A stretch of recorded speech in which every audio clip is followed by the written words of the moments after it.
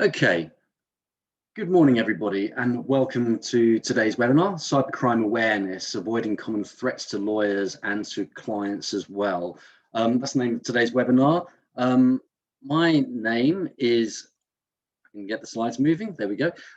My name is Adam Bullion and I'm the General Manager of Marketing at PracticeEvolve. And obviously PracticeEvolve incorporates now Line Time and SOS. So I think we've got a mixture of clients from all over the place. Now, I think before I kick into sort of the agenda, just like to draw your attention to the Q&A button within the Zoom software. So if you have questions as we go through today, if you can ask any of the questions in there, and I'll try to keep on top of them as we go through, but it is only me today, so I may well have to come back to them at the very end of the webinar itself. So okay, so what is it we're talking about today? Well, today I'm just going to be talking about the threat of fraud and what we can do to minimize it. The idea of today is really to ensure that you're aware of what the different risks are, how you can minimize those risks, and what you can do to combat fraud within your law firm. We're going to look at some of the global statistics and use some examples from both the UK and also in Ireland to talk through the threat. What I'm not trying to do today is I'm not trying to scare you in any way whatsoever, but the methods that fraudsters use are quite frightening sometimes, and our role has to be to reduce the possibilities of fraud and make it really difficult for the criminal network out there. Because if we don't make it difficult for them and we're caught up in fraud, there can be some long-lasting effects on our brands, on our businesses. It can bring us under fresh scrutiny, but also make clients wary of using our services. At the same time, any reputation can be damaged, and that means that it's really costly to actually repair our brand image. So I'm sure you'll probably know some of these risks already, but I think it just bears repeating why or what the risk to our businesses actually is. Now, obviously this is a webinar, and I quite like doing face-to-face sort of presentations, but I thought I'd start with a little bit of a quiz here. So I've X'd out the numbers, but I think just have a quick guess at completing these global figures above. And this is from a PwC survey in 2020 about the risk of fraud. So what percentage of companies experienced a fraud in the last 24 months? How much is the total fraud losses reported by respondents? What's the average number of frauds reported per company? And how many conducted an investigation into their worst fraud incidents?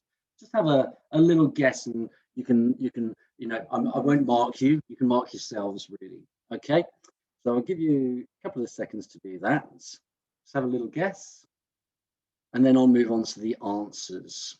So I do wonder how many of you got close to the answers. Slide and move on. Here we go. So 47% of companies experienced a fraud in the past 24 months. Now, I think it's important to say this isn't just law firm specific. This is businesses across the globe. But that is almost half of businesses out there have experienced a fraud. $24 billion is the total amount or losses reported by respondents. 6 frauds is the average number of frauds reported per company. Now that's quite high on an annual basis, but actually only 56% conducted an investigation into their worst fraud incident.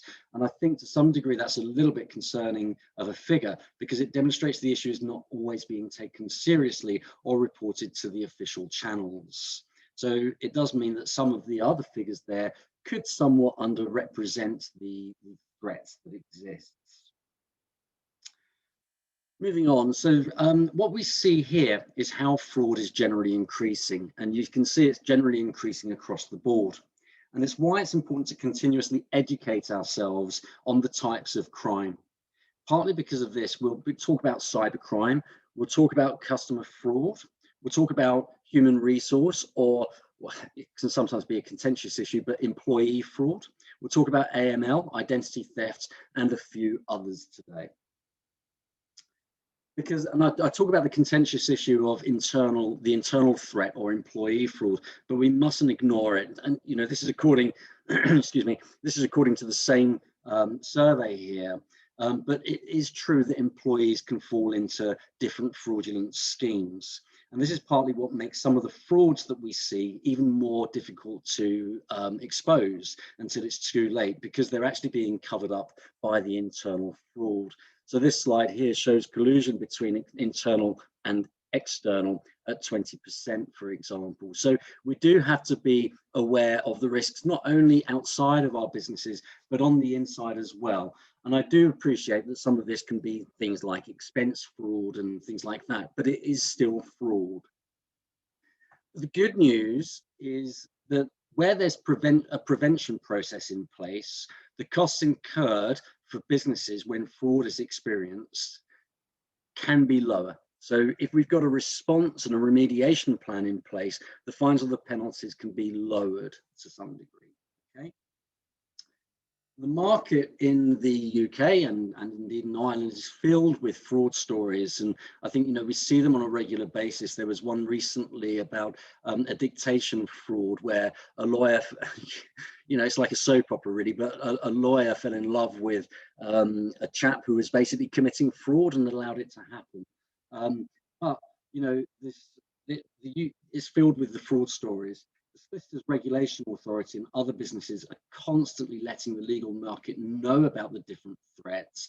However, we're seeing firms who haven't the right processes in place be hit with fines, or even, God forbid, being struck off.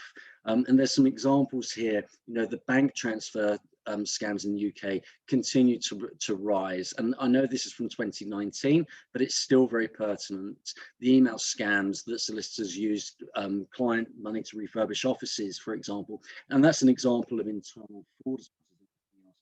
So it's really important for us to understand the fraud, because I think sometimes we have this opinion that it will never happen to me. And hopefully to some degree, this presentation will be useful for our personal lives as much as it is for our business lives, because we can see here the rise in ID theft between 2015 and 2019 is enormous. It's gone from 169,000 cases to 223 cases. So we can't have this opinion that, oh, I'm okay, it will never happen to me. The rise means it's clearly a threat to us all, not just as a firm, but it's a threat to you, it's a threat to the firm, it's a threat to our clients as well. So moving on to conveyancing fraud, and I think this is obviously the area that is most significantly affected by fraud in the legal market. And the reason for that is because it's got high value exchanges. Or high value, it's the highest targeted area because there's so much money in it, there's lots of parties, and what fraudsters do is they take advantage of the time pressure that everybody is under, meaning it's easier for us to make sort of mistake. Human error is a real risk factor. And the last bullet there talks about the golden triangle of people, processes, and technology, and I'll come back to that at the end of the presentation today. To go through that. But if we look at a very high level conveyancing journey, I suppose, where people come in to the end of all the way through to the end of the transaction, and we see, there's potential for fraud in terms of IDs, in terms of money laundering and source of funds. There's email fraud, there's phishing, there's malware that can affect the whole business. There's false companies or false bogus law firms. There's employee theft, and there's bogus law firms and cloned websites. So all of these are different things that we need to be aware of. And I'm going to use today to talk through some of these, giving you some case studies or some examples, I suppose, rather than case studies, some examples of what's happened before. And I'm going to start with the threat of identity theft. And I think what you'll see through the presentation is that a lot of the crimes or a lot of the frauds are actually interlinked. So from identity theft to email hacking to malware, there is an element of interlinking between the frauds, and fraudsters are definitely becoming a lot more advanced in their techniques. So this aspect of ID theft came towards the end of a transaction rather than at the beginning. But the client's email, so the family that you see here, was hacked at just the right time, the fraudster sent an email from the client's hacked email account to the law firm telling them that they had changed their bank details. Now, the firms take this as read, as written, and when it's time to transfer, they paid the money into the updated account without conducting any relevant checks on the bank accounts or any call to the client to confirm that they were the ones who had sent those details. Really, that should be a red flag, but this is very much a blend of email hacking and ID theft. An incredible 333,000 was stolen from this family. You know, that's a life-changing amount to a family moving home. But it exists as a reminder that it's our responsibility to advise and look after the clients and to check any details, especially when it comes to large amounts of money. You know, I think the fact that no checks were carried out to confirm these bank account details had actually changed was crucial and very much missed. And I think many of us know that AML is very prominent in the market as well because of the large amounts of money that should get moved through. And there's a good stat here of 1 to 2% of all property transactions in the UK are directly funded by criminal activity.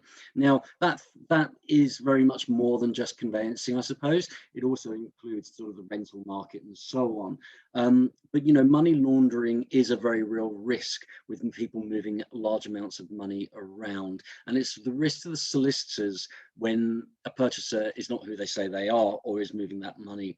And you see from the little map here where the fraud hotspots are across the UK. And unfortunately, I haven't got Irish stats in here, but you can see the darker red are the higher threats, really. But that doesn't necessarily, if you're outside of risk areas, it doesn't necessarily mean that you're not exposed. In fact, fraudsters will target areas where there's less fraud sometimes because they know that people can fall for that sort of threat there. So in terms of, I think here, we also have this very real belief that, you know, people who we've dealt with for many years won't ever change and become a criminal. And actually, I think we have to think about that. And there's a good example here, a primary school head teacher being arrested in a money laundering probe, you know. So even those in trusted positions can actually turn to crime.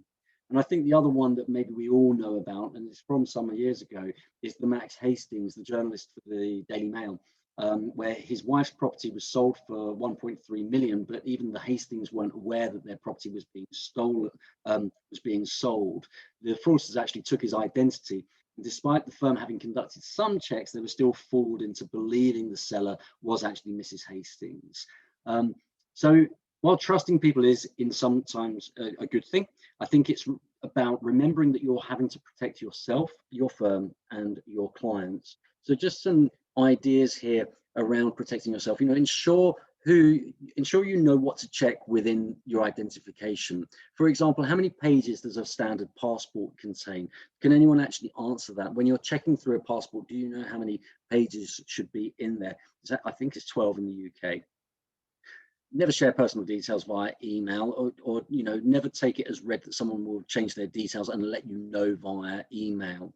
And always check by any changes by speaking with clients. Anything that looks like a red flag probably is a red flag, so you should probably check it, and that's the relevant thing to do there. Make sure you're also then performing your anti-money laundering checks and ID checks.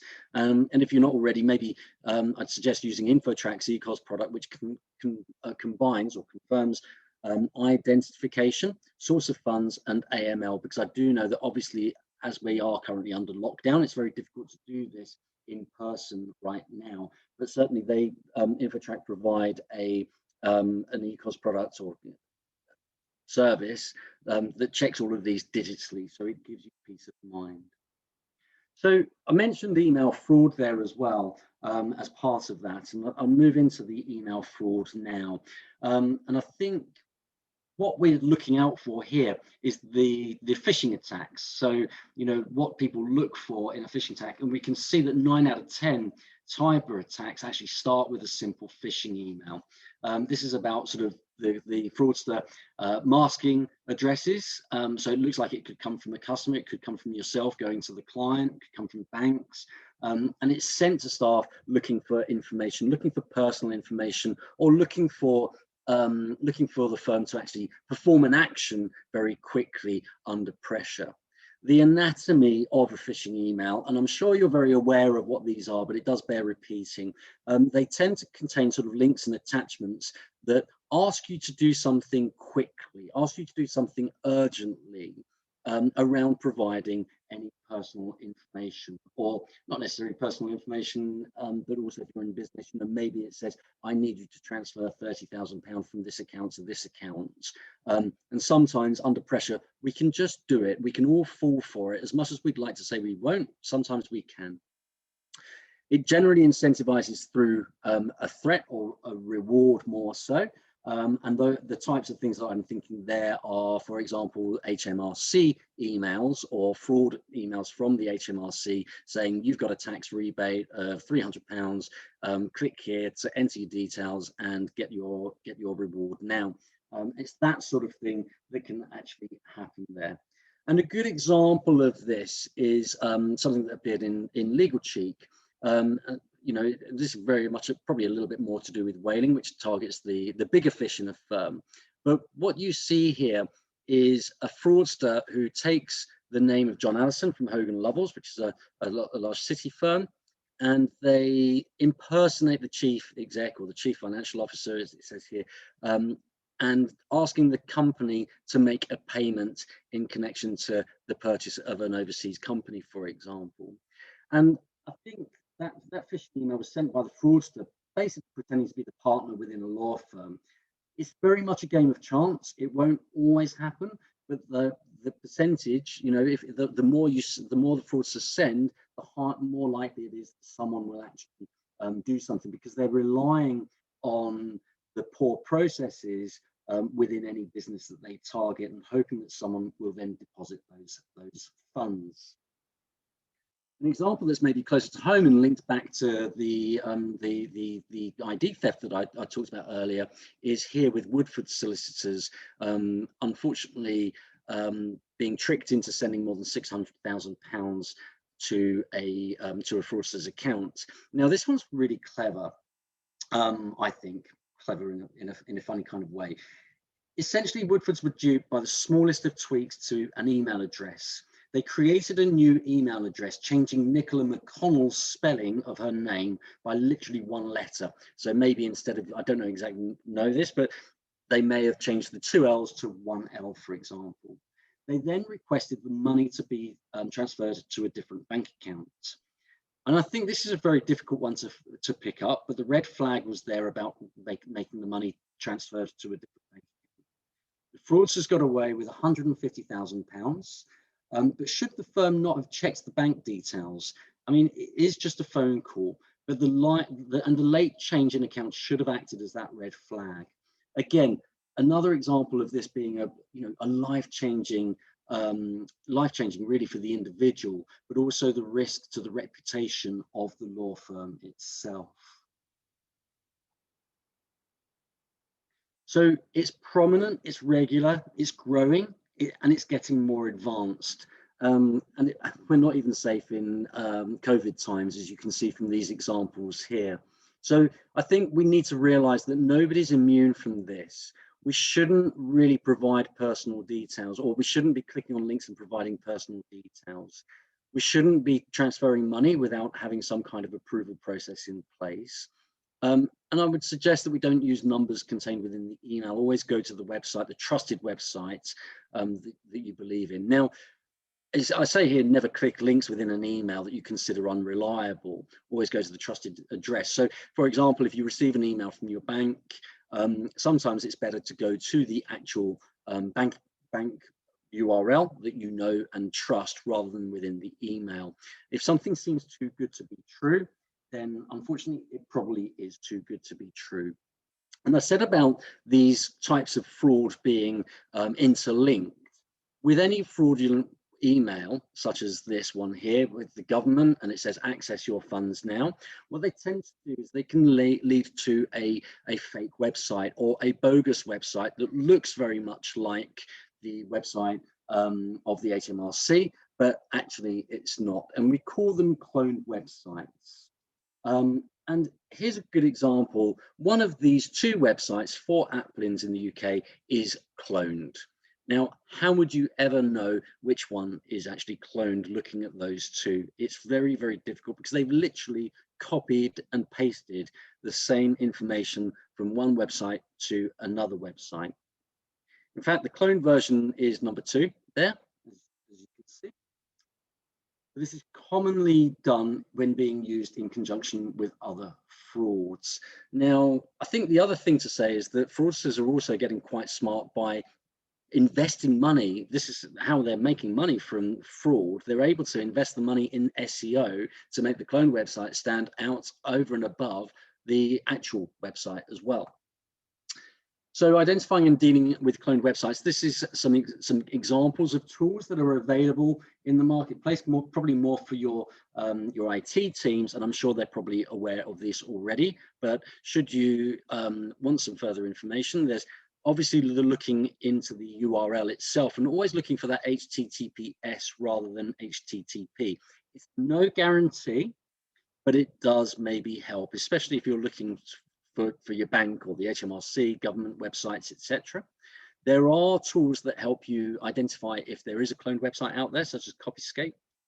And there is also, you can go to who is hosting this to discover who's hosting that website, who's stolen the design, and make sure that you can get it removed.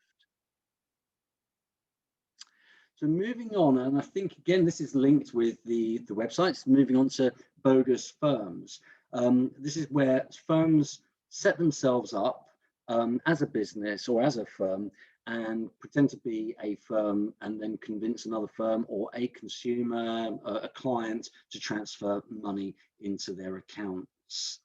The other side pays in good faith. So, and a good example of this is Regus Michael, who was set up to extort money from consumers. They set up as a firm, and it was only Bold Legal Group, actually. It was Rob Halstone from Bold Legal Group who found out about this, and he made multiple calls to them because it did flag amongst one of his other members.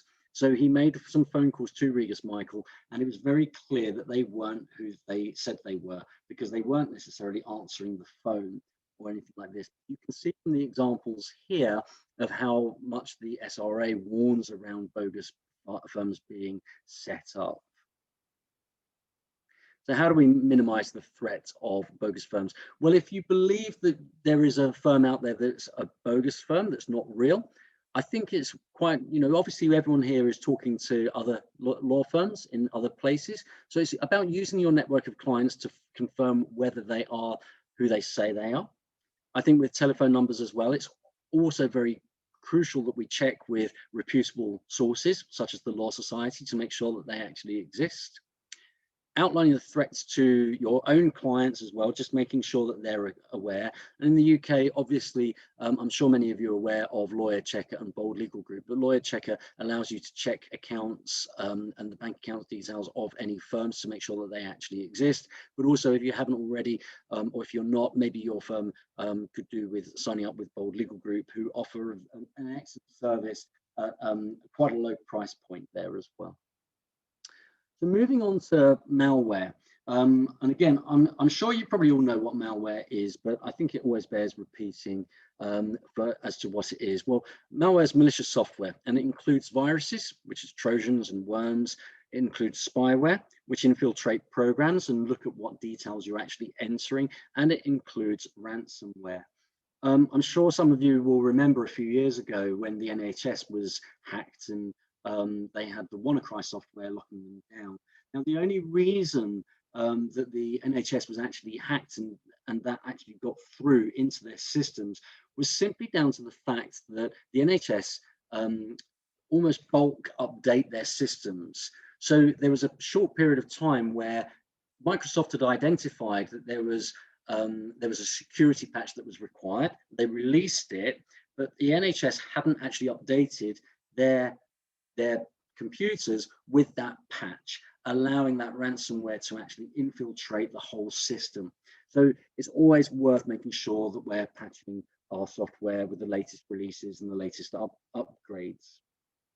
And there's another example here of a firm who had their data stolen and spread through social media, and you can read that yourself. But they were attacked with ransomware, and they left a note saying the firm's system, you know, they'd stolen the data, and unless the firm paid 3 million, I don't know which firm has 3 million in the bank, then they published the information. But I think the difficulty with all malicious software is actually quite difficult to remove once it's in your system. Okay, so taking that into an example here with within the legal market, there's a gang here who used malware, but also used email hacking. So again, an ID theft. So again, this is how everything sort of links together. And they used it to basically get at high value transactions and intercept money. So essentially they used, first of all, malware, so spyware, to steal login details for email accounts. They then kept an eye on high value transactions before sending emails, duping them into paying money into the fraudsters' accounts. Okay, so it's really important to be aware of how these things link together as much as anything else, but it's really also an example of why it's important to keep our software, our virusware, etc., all up to date.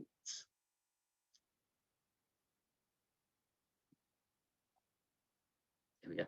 So because malware is growing, as you can see here, the global cost of malware from 2015 to 2019 increased from 500 billion to just under 2 trillion, and it's projected to be hit sort of 6 trillion in 2021.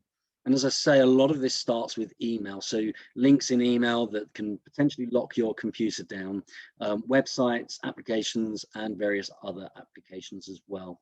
So the minimizing the threat here, it's about antivirus software. It's about having strong security software in place within your firm, and I'm sure the IT guys are all over that. But I think also it's about making sure that you've got the latest versions of browsers. I know from Google statistics that people who visit the PracticeEvolve SOS and Line Time website are quite often visiting our website from really old versions of Internet Explorer. And those Internet Explorer versions, they're not supported anymore. So they're not patched regularly enough to be safe any longer. So we have to make sure that we're downloading and using the latest versions of our browsers because they contain the latest security patches.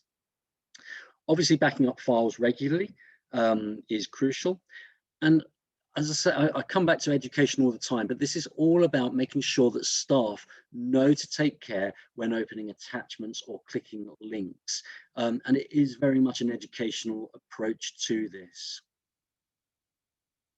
So the next topic of conversation is employee fraud, which often can be seen as a bit of a contentious issue. Obviously, we trust everyone that we work with in a regular basis, but as it says here, nearly 1 in 5 small businesses have been defrauded by an employee. Now, that without doubt, that will encapsulate the likes of expense fraud and things like that. But it is undoubtedly that employees can be in on scams.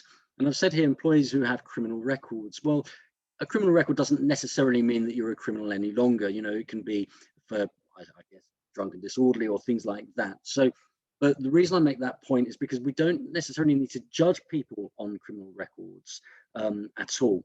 But I think, you know, there are flags in terms of background checks that we need to perform here that often we don't. And there's a couple of examples that I've got for you today here of where someone has, first example here is of where someone has stolen the genuine identity of a solicitor and then stolen a total of 1.2 million. There's another example here that features actually just a corrupt solicitor within his own business, working with a group of, or a gang really, to steal funds through a buy-to-let scheme. Essentially, they were laundering money through 80 different transactions where deposits were placed while disguising the true source of funds. And very recently in Ireland, two solicitors were each charged with a single offence of conspiracy to commit fraud. I think it's Mr. Flynn and Miss Clark there. Essentially, they were trying to defraud AIB, Bank of Ireland, and Ulster Bank and other financial institutions by creating false identities for the purpose of obtaining credit dishonestly, with the effect of causing financial loss to the banks, was essentially what they were charged with. So again, they are employees who are deceiving the bank. So this employee fraud can actually exist within there. And there's another example of in the UK from a couple of years ago, and I can't remember the lady's surname, but her first name was Anya. And what she was actually caught being involved in a gang and being arrested for stealing funds from the firm. She got charged, she went to prison for a short while, she was released, and then she suddenly turned up at another firm and did exactly the same again.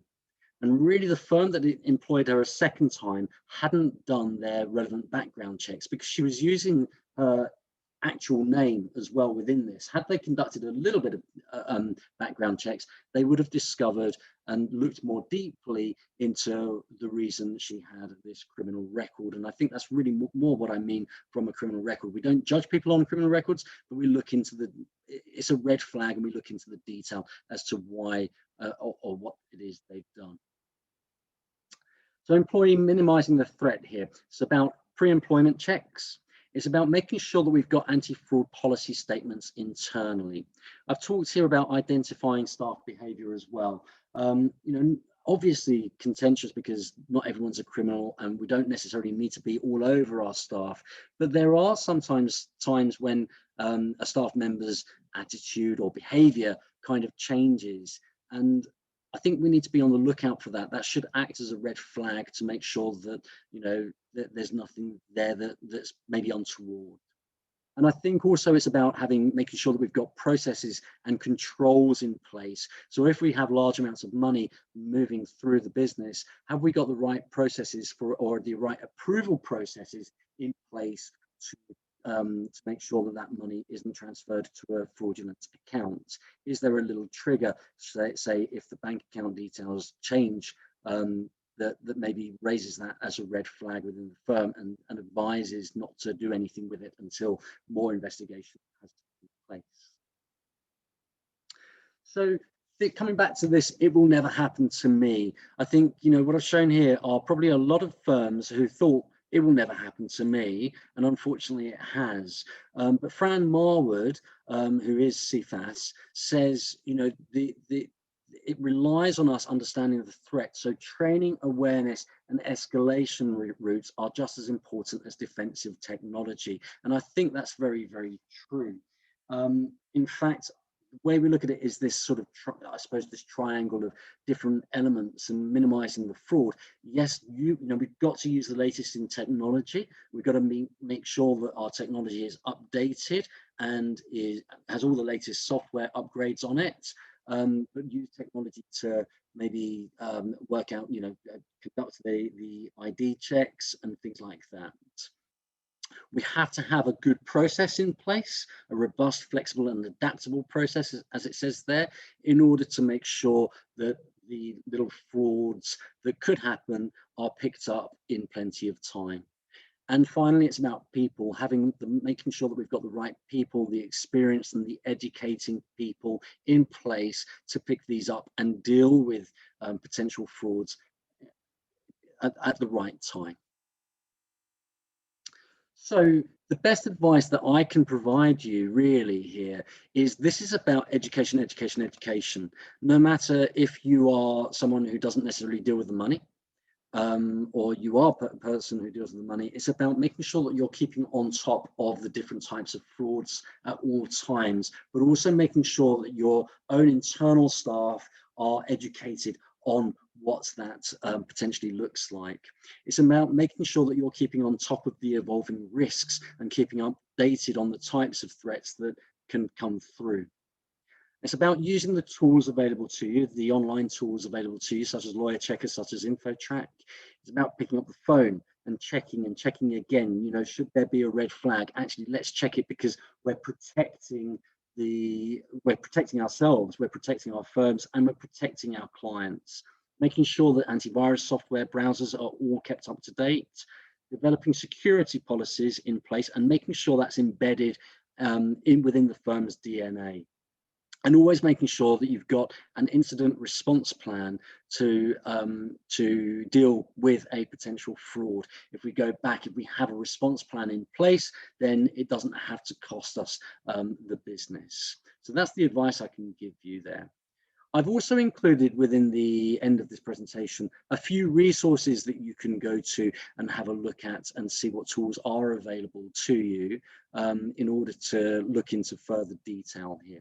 Okay, that's the end of the presentation. I'd like to thank you for your time. I think I've got 2 questions here, so let me just read those.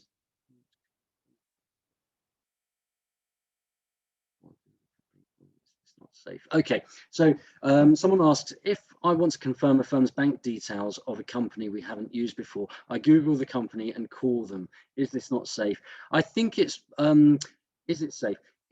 I wouldn't say anything's safe. I think it's probably more around what other additional tools you put in place or process you put in place to make sure of those firms' bank details. So absolutely call them, but is there another way as well? Can you add something else to that to ensure that that is the company that they say they are? Ari, the cloned websites example, how was it discovered the one on the right was cloned? Was it the telephone number? Because the telephone number goes over 2 lines there. Yes, good observation. Actually, I think it was the firm used some tools and discovered that they were actually a cloned website, but I'm not exactly sure how they discovered that. I would have to dig a little bit deeper, and I'll let you know on that one. Okay. So look, there's no more questions there, but I hope today's been useful. I do think this is an ongoing educational piece, and looking at examples and keeping up to date with the news in terms of what frauds are actually occurring out there. I think Legal Futures is always a very good resource. They're always carrying the latest results of fraud. Always go to the SRA. And also the law societies as well can give you more information. I will share these slides with everybody. I can see people saying, can we pop up the appendix again? So I'll do that quickly now, but I will share the slides so as you have the information, and you can then click on the links yourself. So thank you to everyone who's joined today. I hope you enjoy the rest of the day, and hopefully I haven't scared you too much. All right, thank you and goodbye.